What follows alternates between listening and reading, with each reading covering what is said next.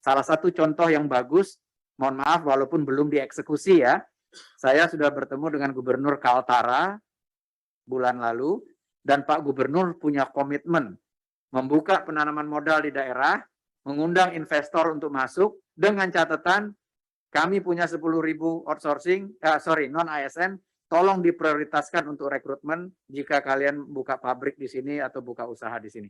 Menurut kami ini ide yang brilian. Mudah-mudahan Pemda yang lain juga bisa mengikuti, ya, nego dengan investor yang mau berinvestasi, ya, tolong terima ini. Kawan-kawan kami, saudara-saudara kami yang selama ini bekerja sebagai non-ASN, prioritaskan untuk bekerja di instansi atau di perusahaan Bapak Ibu yang mau investasi di daerah kami. Nah, ini contoh yang baik dan inilah yang mestinya kita lakukan sama-sama. Karena tidak mungkin, tidak perlu semua jabatan harus aparatur negara. Saya kira itu gambaran besar dari strategi transformasinya. Mudah-mudahan persepsi kita sama terkait non-ASN ini, berhenti menyalah-nyalahkan, karena menyalah-nyalahkan semuanya salah. Sudah dilarang mengangkat, masih diangkat, dan masih mau diangkat. Ya, Anda juga salah. Ini kayak bus ya, ada S dicoret, dilarang berhenti, busnya berhenti, penumpangnya naik. Ya, sopir busnya salah, penumpang yang naik juga salah gitu ya. Jadi non ASN juga salah. Kenapa mau? Udah jelas-jelas dilarang oleh PP. Jadi berhenti menyalah-nyalahkan, ayo kita fokus ke solusinya, dan karena ini memang persoalannya kompleks, motif keberadaannya juga nggak sama, solusinya tidak bisa tunggal. Solusinya memang harus satu persatu sesuai dengan kebutuhannya. Mudah-mudahan ini bisa menyemangati kita untuk terus mendata, memapping, dan menyiapkan rencana penyelesaiannya sama-sama. Ini PR bersama, dan kita selesaikan bersama-sama dengan sinergi kita, dengan kekompakan kita, ya. Jangan sampai kita dipengaruhi oleh orang-orang yang punya kepentingannya untuk mengambil keputusan-keputusan yang tidak bijak untuk ASN dan tidak bijak untuk 270 juta rakyat Indonesia. Saya kira itu. Terima kasih atas waktunya. Terima kasih sekali lagi Pak Armen dan teman-teman yang sudah membantu. Billahi taufik wa hidayah. Wassalamualaikum warahmatullahi wabarakatuh. Waalaikumsalam warahmatullahi wabarakatuh. Terima kasih Pak Deputi. Saya kira Bapak Ibu, teman-teman sekalian, kita apresiasi kepada Pak Deputi ya, yang sudah memberikan pencerahan ya terhadap proses, bahkan tadi beliau menggambarkan dengan skema yang cukup teknis gitu ya. Jadi Bapak Ibu akan memiliki gambaran ya, termasuk tadi di awal program transformasi, dan bagian dari itu adalah kita ingin menata tenaga-tenaga non-ASN sesuai mandat di dalam PP 49 ya Pak ya. Dan statusnya mungkin beliau selalu menyampaikan ada 3 ya. Jadi ada yang sifatnya permanen tadi PNS, kemudian ada yang temporer waktu tertentu karena kebutuhan.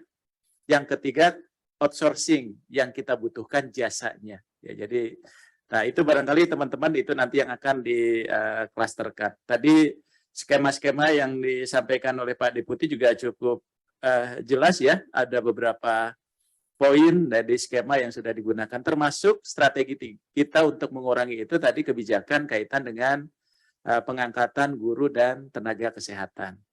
Ya, jadi itu setidaknya bisa mengurangi, apalagi tadi disampaikan bahwa dari sisi formasi yang disiapkan ya dengan usulan Pemda itu masih jauh, Pak, ya.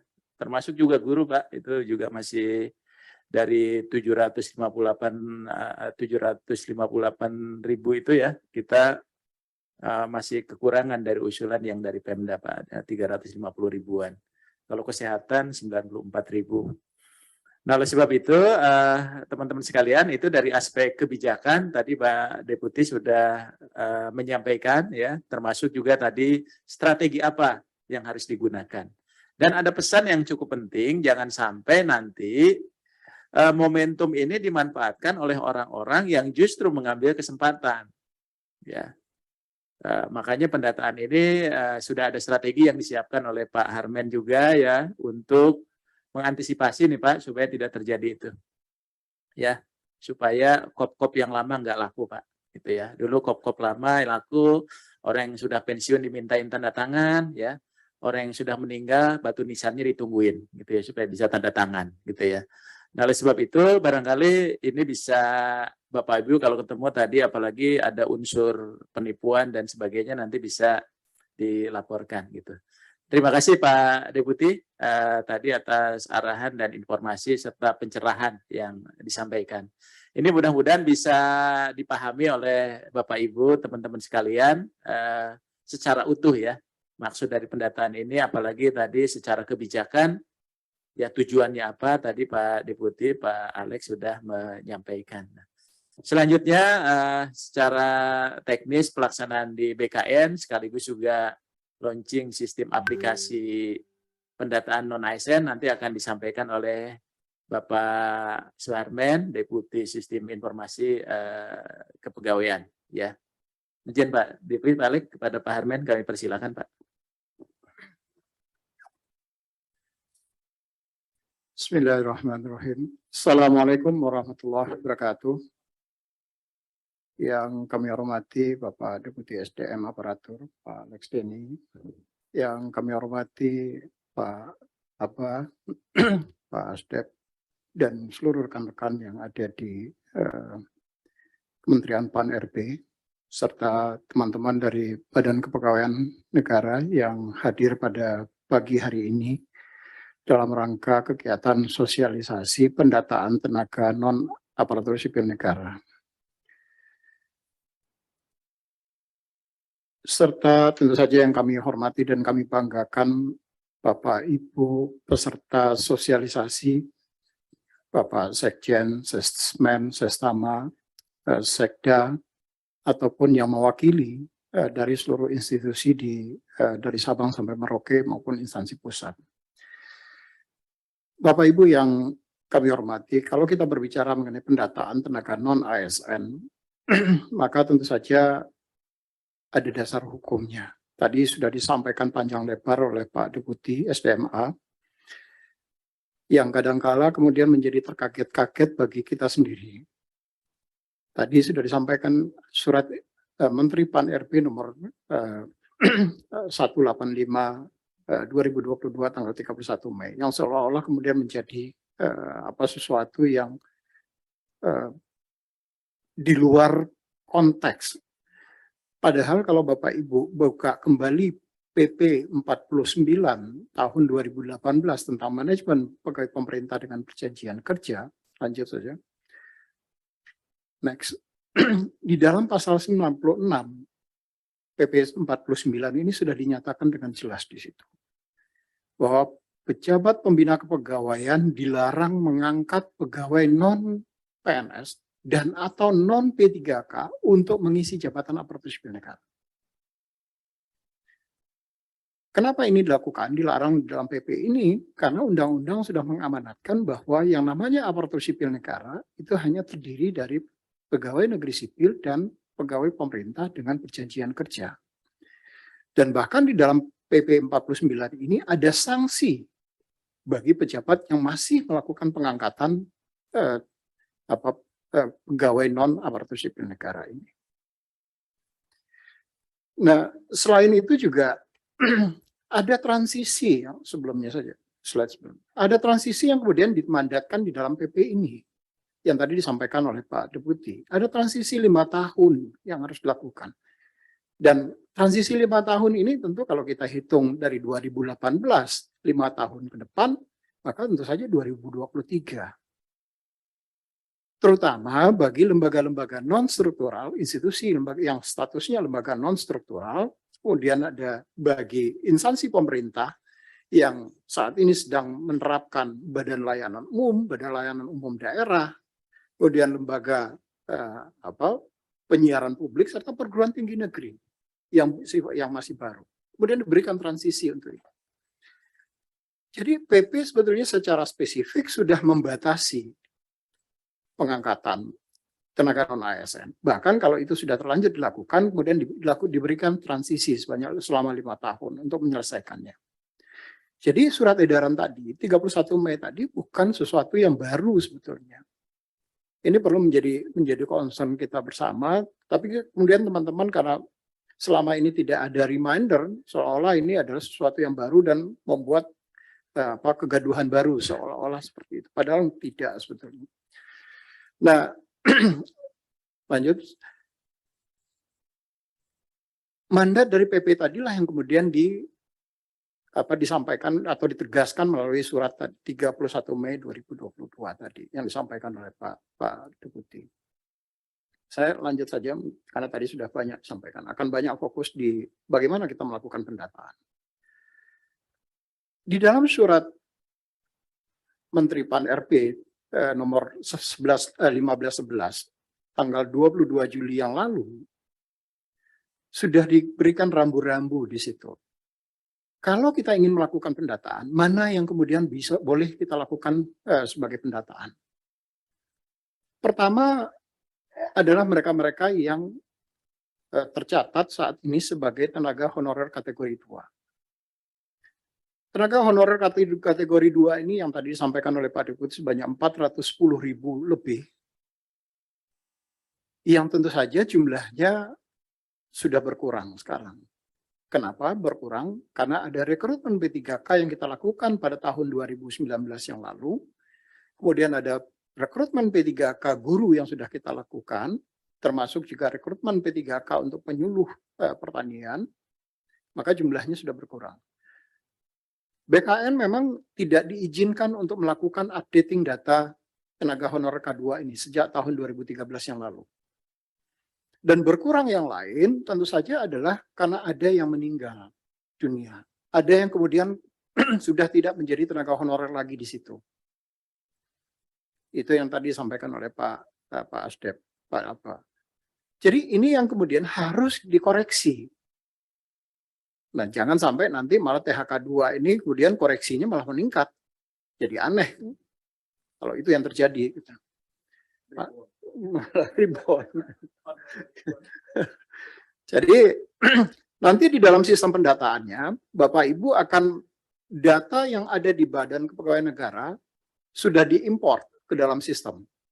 Kalau dia pegawai honorer kategori 2, maka harus ada nomor registrasinya. Jadi Bapak Ibu nanti tinggal melakukan verval terhadap data yang sudah ada di situ. Kalau orangnya sudah tidak ada, baru Bapak Ibu nanti kasih statusnya, apakah sudah tidak aktif, apakah sudah meninggal, atau status yang lain. Dan data-data ini kemudian tidak bisa Bapak Ibu tambahkan. Karena kemarin Pak Deputi terkait dengan data THK2 ini dengan teman-teman di Kemenkes, mereka meminta data kepada kami tenaga honorer kategori 2 ini tiba-tiba nambah 780-an orang yang tidak punya registrasi K2. Jadi ini dari mana datanya kok tiba-tiba ada, ya begitu kita minta mana nomor registrasi K2-nya, nggak ada. Jadi ada data siluman sebanyak 758 orang yang tidak terdaftar di dalam database THK2. Dan persoalan ini banyak sekali terjadi di daerah. Saya sudah mendapat laporan dari betul yang disampaikan oleh Pak Deputi SDMA tadi, baik itu dari teman-teman wartawan ataupun dari teman-teman BKD, BKP SDM, banyak data yang kontraknya sudah putus, kemudian seolah dibikin nyambung kembali dengan biaya Rp150.000. Dan itu banyak terjadi. Masih bisa nego 100.000, masih bisa dilakukan. Kemudian ada juga yang kontraknya sebetulnya belum 1 tahun, per 31 Desember, kemudian diperpanjang, seolah dia masuk dalam 1 tahun. Ini juga dapat laporan dari teman-teman wartawan. Ini tentu menjadi persoalan sendiri kalau apa yang tadi disampaikan oleh Pak Deputi SDMA, jangan-jangan ini akan meledak kembali datanya. Tapi dugaan kami akan meledak kembali dengan kondisi seperti ini. Nah, yang kedua yang didata adalah pegawai non-ASN yang bekerja pada instansi Bapak Ibu, baik itu instansi pusat maupun di instansi daerah. Dengan persyaratan bahwa pembayaran gajinya itu menggunakan APBN atau APBD. Kalau di instansi pusat menggunakan APBN dan di instansi daerah menggunakan APBD. Dan bukan melalui mekanisme pengadaan barang dan jasa, baik itu secara individu ataupun pihak ketiga. Nah, kalau kita ditanya, Bapak Ibu ditanya, siapa sih yang kemudian tidak dibiayai melalui APBN dan APBD? Semua pasti dibiayai melalui APBN dan APBD. Tetapi kalau kita berbicara APBN ataupun APBD, Maka yang dimaksud pembayaran langsung itu kode mata anggaran kegiatannya itu adalah 51. 51 itu adalah belanja pegawai. Sementara pengadaan barang dan jasa, kode mata anggaran kegiatannya itu adalah 52. Dan belanja modal itu 53. Jadi yang Bapak Ibu catatkan di situ adalah yang dia direct dibayar melalui komponen belanja pegawai di instansi Bapak Ibu. Kemudian diangkat paling rendah oleh pimpinan unit kerja dan telah bekerja paling singkat selama 1 tahun pada tanggal 31 Desember 2021. Berusia paling rendah 20 tahun dan paling tinggi 56 tahun. Nah, ini banyak yang bertanya, kenapa kok batas usia minimalnya 20 tahun dan tertingginya 56 tahun? Tadi sudah kami perlu mengingatkan, di dalam PP 49/2018, batas usia pengangkatan P3K itu sekurang-kurangnya 1 tahun sebelum batas usia yang ditetapkan, batas usia pensiun yang ditetapkan dalam jabatan itu. Kalau asumsi kita adalah batas usia pensiun dalam jabatan itu adalah 58 tahun, maka ada proses 1 tahun sebelum yang bersangkutan, karena yang bersangkutan boleh diangkat sekurang-kurangnya 1 tahun tadi, ada proses administrasi yang dilakukan. Kalau dia batas usianya sekarang 56 tahun, ada proses seleksi, katakanlah beberapa bulan, kemudian di administrasi pengangkatannya, termasuk sampai kontrak dari PPK-nya keluar, maka yang bersangkutan masih bisa diangkat paling tidak 1 tahun lebih sedikit. Jadi itu sehingga nanti begitu dia 58 tahun, sesuai dengan batas usia pensiun yang ditetapkan pada jabatannya, dia bisa kemudian menyelesaikan kontraknya. Dan batas usia paling rendah 20 tahun itu juga diatur di dalam peraturan perundang-undangan. Jadi itu sebabnya kenapa harus ada batas usia minimal dan batas usia paling tinggi. Untuk data listing tenaga honorer kategori 2 dan pelaporan THK 2 yang meninggal, berhenti, atau tidak aktif lagi, itu sudah disiapkan di dalam sistem aplikasinya. Jadi nanti Bapak Ibu tinggal klik saja di situ. Si A misalnya dia nomor THK 2-nya, kemudian statusnya meninggal, apakah sudah berhenti atau tidak aktif. Tinggal diklik di situ. Lanjut. Nah, ada proses validasi data yang perlu Bapak Ibu lakukan. Kalau kami ada batas waktunya tadi sebelum 31 Desember 2021, batas waktu orang-orang yang bisa dilakukan pengangkatan. Karena kalau dia diangkat di 2022, maka bisa dipastikan yang bersangkutan belum memenuhi 1 tahun tadi. Nah, pada periode ini, yang bersangkutan pernah diangkat dengan masa kerja minimal 1 tahun, baik itu secara akumulatif, ataupun jika terputus-putus juga masih bisa dilakukan. Nanti kami berikan contohnya, skenario-nya bagaimana kalau dia terputus-putus. Dan bukti pembayarannya harus melalui mata anggaran 51 tadi, mata anggaran kegiatan 51, yaitu honorariumnya langsung dari komponen belanja pegawai. Jadi yang bersangkutan tentu saja masih aktif bekerja di instansi, yang tidak aktif tentu saja bukan subjek untuk dilakukan pencatatan. Kemudian usia wajib per 31 Desember, itu sesuai dengan data dari Dukcapil, karena sistem kami kemudian membaca langsung ke database-nya Dukcapil. Jadi kalau nanti Bapak Ibu memasukkan data tanggal lahir yang di luar konteks itu, maka akan terverified dari database-nya Dukcapil. Kemudian pembayaran honorariumnya melalui APBN atau APBD, dan beberapa ketentuan yang tidak termasuk di dalam pencatatan ini. Pertama adalah kalau mereka bekerja di badan layanan umum. Karena di dalam Peraturan Menteri Keuangan, badan layanan umum itu ada di komponen 52. Yang kedua, badan layanan umum ini di dalam PP-nya itu memang diberikan kelonggaran untuk melakukan manajemen resources yang ada di dalam institusinya. Itu sebabnya kenapa Badan Layanan Umum ini seluruh income yang diperoleh oleh Badan Layanan Umum, baik itu di pusat maupun di daerah, itu dapat dipergunakan 100% untuk operasional Badan Layanan Umumnya. Berbeda dengan kalau penerimaan dalam bentuk PNBP, penerimaan negara bukan pajak. Karena sebagian besar dari operasionalnya institusinya itu masih dibiayai melalui APBN atau APBD, sehingga penerimaan dalam bentuk negara bukan pajak bagi institusi-institusi harus disetorkan ke negara dulu, baru kemudian boleh digunakan. Berbeda mekanismenya dengan BLU.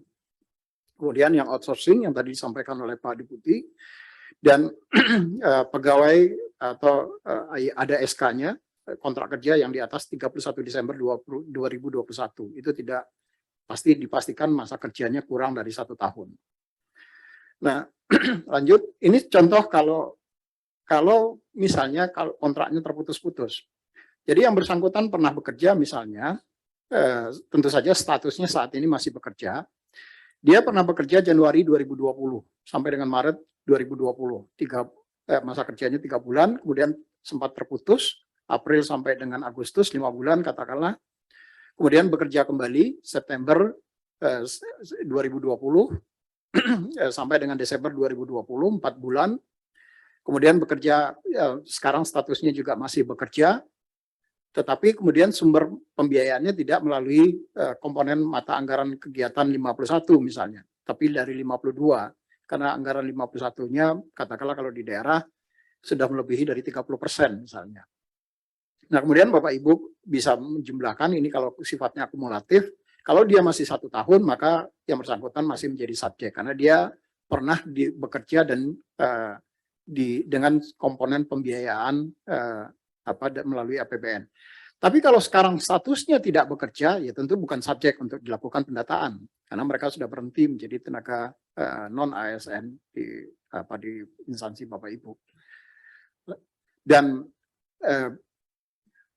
setiap pegawai pegawai ini kemudian bisa melakukan updating terhadap riwayatnya. Jadi, dan tentu saja harus ada dokumen pendukung. Jadi pada saat yang bersangkutan mengatakan saya bekerja diangkat oleh kepala puskesmas misalnya, maka ada SK kepala puskesmas untuk melakukan pengangkatan itu. Tetapi sekali lagi yang dilakukan itu bukan sesuatu yang mengada-ada.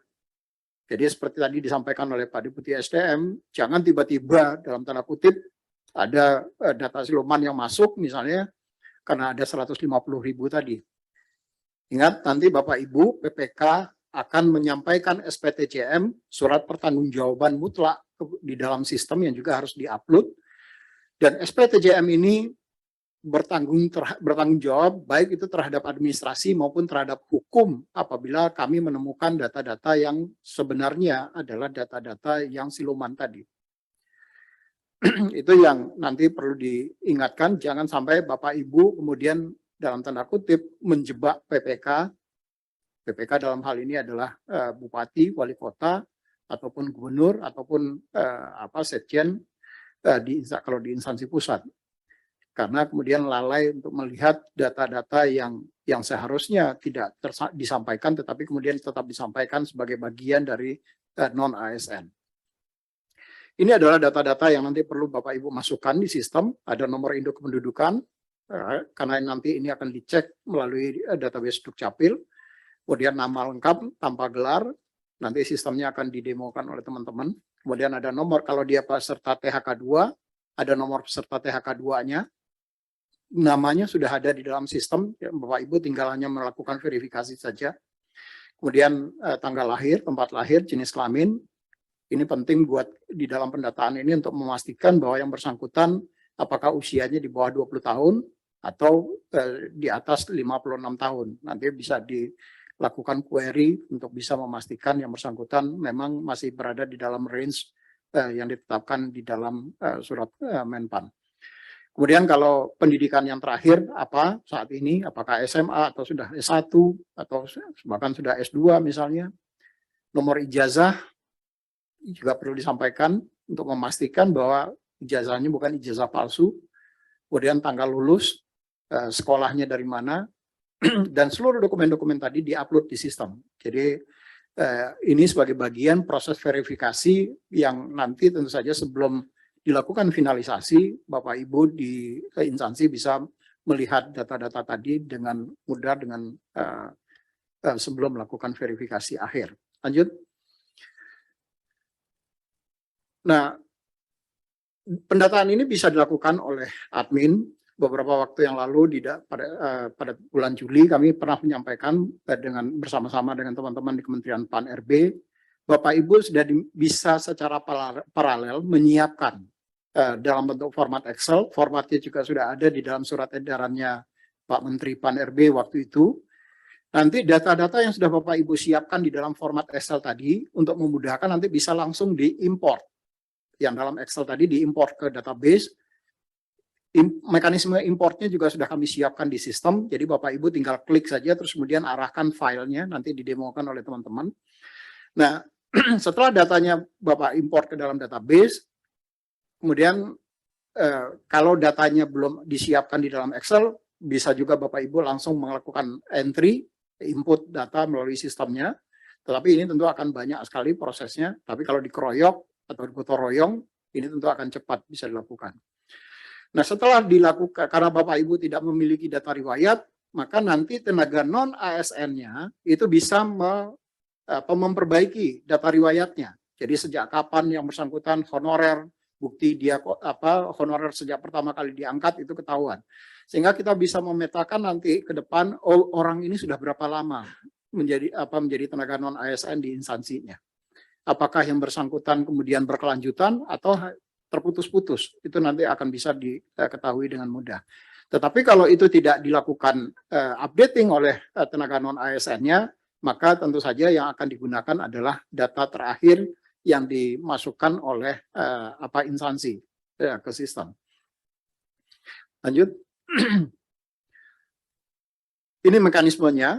Jadi nanti admin instansi, Bapak Ibu perlu menunjuk admin yang bertanggung jawab terhadap sistem ini dan yang bersangkutan perlu diregistrasi supaya nanti sistem tidak menjadi liar, ya semua orang kemudian akan masuk dan bahkan hanya sekedar mengacak-ngacak sistem, maka adminnya harus diregister, Bapak Ibu harus menyampaikan atau mengajukan siapa yang akan ditunjuk menjadi admin instansi. Admin ini nanti yang akan membagi kewenangan kepada apakah tenaga non-ASN-nya akan diberikan kesempatan untuk melakukan updating atau tidak. Nanti prosesnya didelegasikan oleh admin. Kemudian juga admin bisa juga mendelegasikan ke operator, tapi harus didefinisikan di sistem sehingga kami bisa melakukan tracking atau mencatat log activity-nya siapa yang melakukan perbaikan atau updating terhadap data tadi.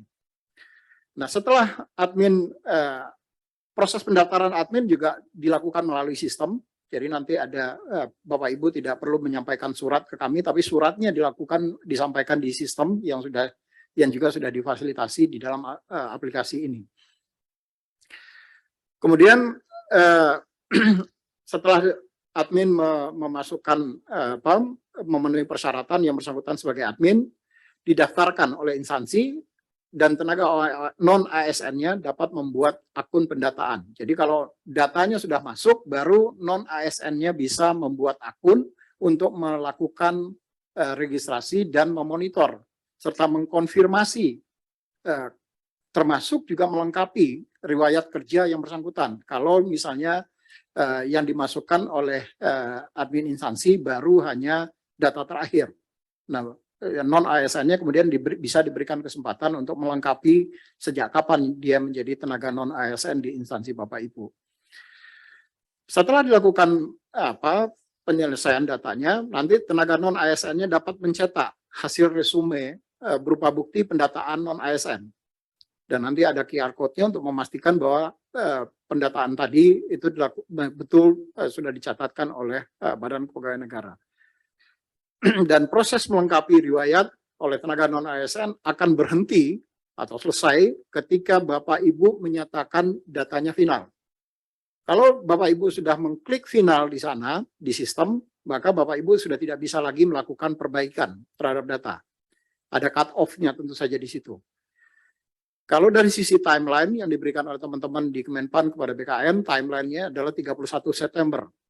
tetapi kemudian kita perlu ada transparansi terhadap data. Transparansi ini supaya publik tahu apakah orang yang didata tadi, lanjut saja Mbak, satu lagi. Terus satu lagi.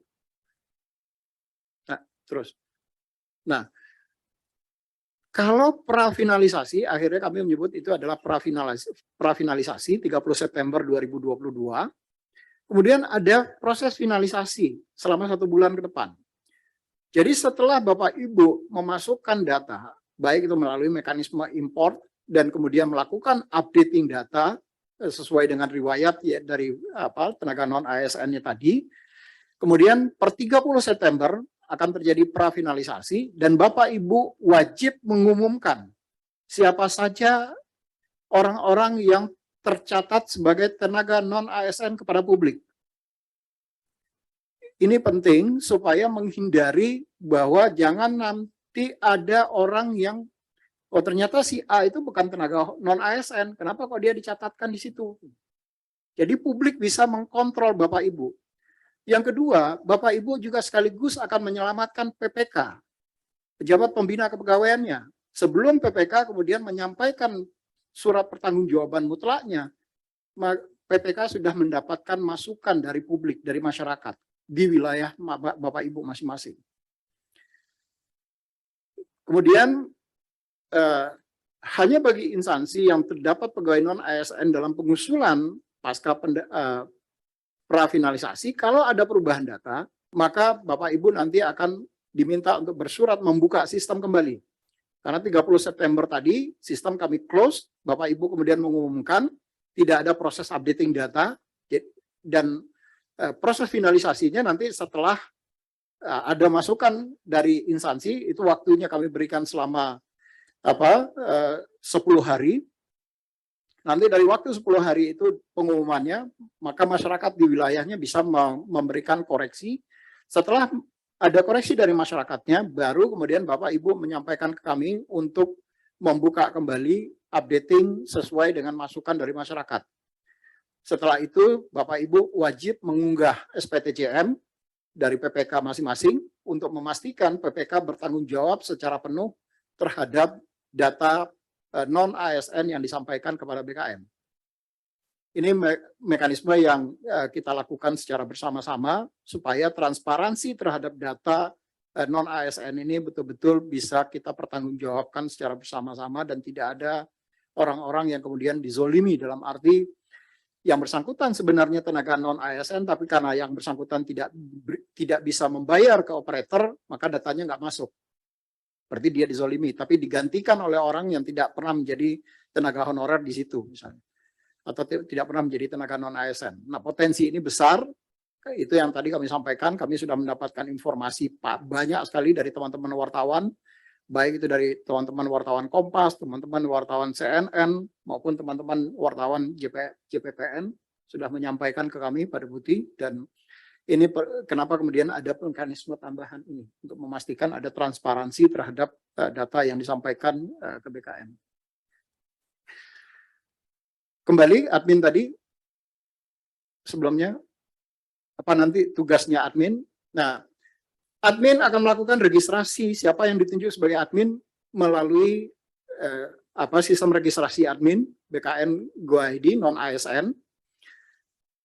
Ini dalam satu portal, semuanya dalam satu portal yang sama, dan admin wajib mengunggah juga surat penunjukan bahwa yang bersangkutan memang ditunjuk oleh instansi Bapak Ibu sebagai admin, karena admin ini tanggung jawabnya besar, jadi kami perlu memastikan bahwa orang itu adalah orang yang memang Bapak Ibu tugaskan untuk menjadi admin. Tugasnya nanti adalah mengatur pemberian kewenangan kepada operator, siapa saja nanti yang akan diberikan hak untuk melakukan operator, mengoperasikan kalau dia menginput data, maka dia bisa mendelegasikan. Kemudian melakukan checking yang berapapun, tidak ada batasan jumlah di situ. Kemudian melakukan import data, kalau Bapak Ibu sudah memiliki data dalam bentuk Excel tadi, karena secara paralel kemarin juga katakanlah sudah dilakukan dan sudah ada dalam format Excel-nya sesuai dengan format surat edaran Kementerian PAN RB, Maka data di Excel tadi bisa langsung diimport ke dalam database ini yang juga sudah ada di sistem. Kemudian setelah itu Bapak Ibu wajib memeriksa semua data yang masuk ke dalam sistem untuk memastikan sebelum diumumkan. Kemudian baru melakukan pengumuman, dan terakhir adalah mengunggah SPTCM berdasarkan data yang telah finalisasi dan telah mendapatkan masukan dari masyarakat. Dan lanjut, tenaga non-ASN-nya kemudian bisa melakukan pemutakhiran terhadap datanya melalui alamat pendataan strip non-ASN BKN Go ID, mulai dari mereka melakukan registrasi akun, termasuk dan pendaftaran, dan kemudian melengkapi, menyesuaikan data-datanya kalau ada data-data yang belum dimasukkan atau disampaikan oleh admin, kemudian melengkapi riwayat kerjanya kalau misalnya yang bersangkutan merasa perlu dilengkapi data riwayat kerjanya. Bagi tenaga non-ASN yang datanya belum terdaftar, maka dapat segera melaporkan kepada admin instansi untuk didaftarkan. Jadi ini tuh nanti segera laporkan ke adminnya untuk admin kemudian menyampaikan melalui sistem agar bisa ditambahkan data pendaftarannya. Nah, khusus bagi THK 2 yang belum menjadi calon ASN itu ditampilkan pada aplikasi di dalam aplikasi ini. Jadi nanti Bapak Ibu tinggal melihat siapa saja yang data THK 2-nya. Kemudian kalau mereka sudah meninggal dunia atau pindah bekerja ke instansi lain atau sudah tidak aktif lagi dikarenakan diberhentikan atau mengundurkan diri atau hal lain, maka wajib melaporkan di aplikasi tenaga non-ASN dengan mengklik pada menu lapor THK 2. Ini adalah untuk merubah status yang bersangkutan apakah dia menjadi THK 2 atau tidak THK 2 lagi. Dan instansi wajib melakukan konfirmasi keaktifan data THK 2 ini sebelum didaftarkan sebagai tenaga non-ASN pada instansinya.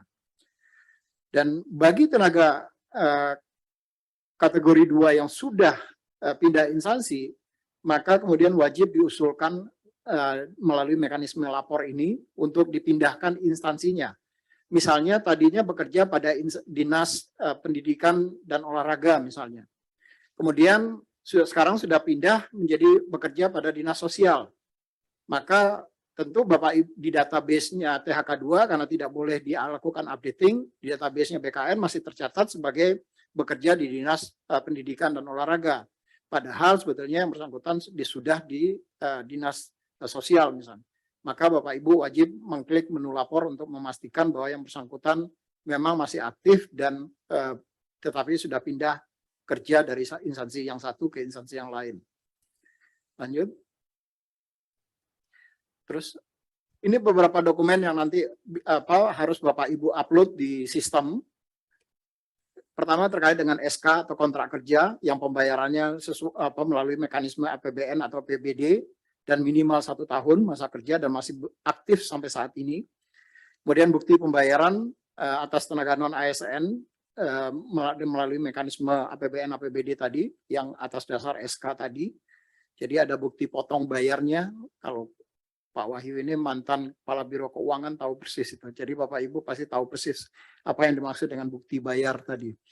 Kemudian ijazah, bukti lulus pendidikan yang dimiliki itu dilakukan updating oleh instansi dan kemudian oleh tenaga non-ASN-nya mereka kemudian bisa membuat akun.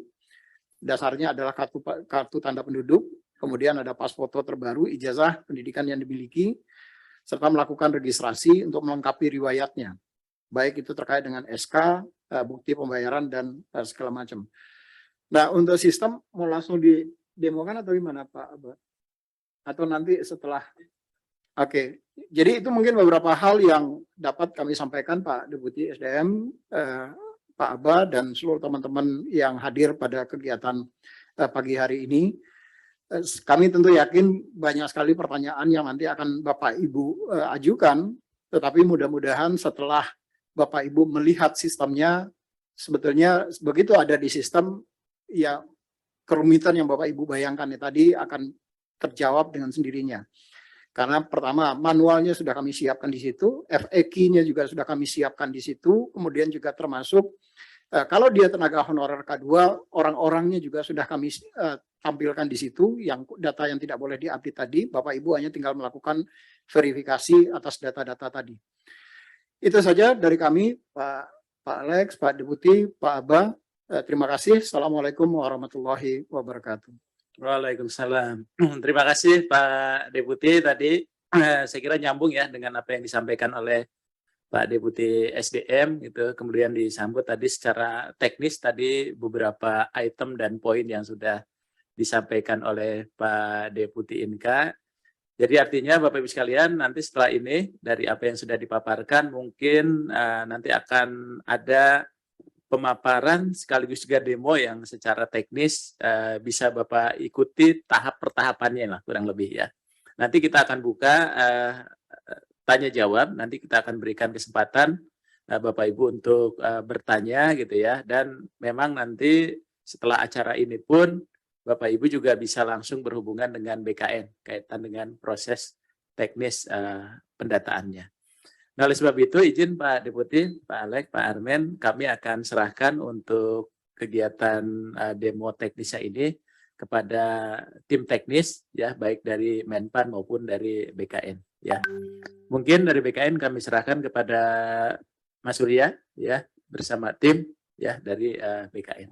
Saya kira itu. Sekali lagi kami ucapkan terima kasih Pak Deputi, Pak Alex, Pak Sarmen, Pak Deputi atas kehadirannya dan arahannya. Kami serahkan selanjutnya kepada timnya Mas Surya dan tim ASI.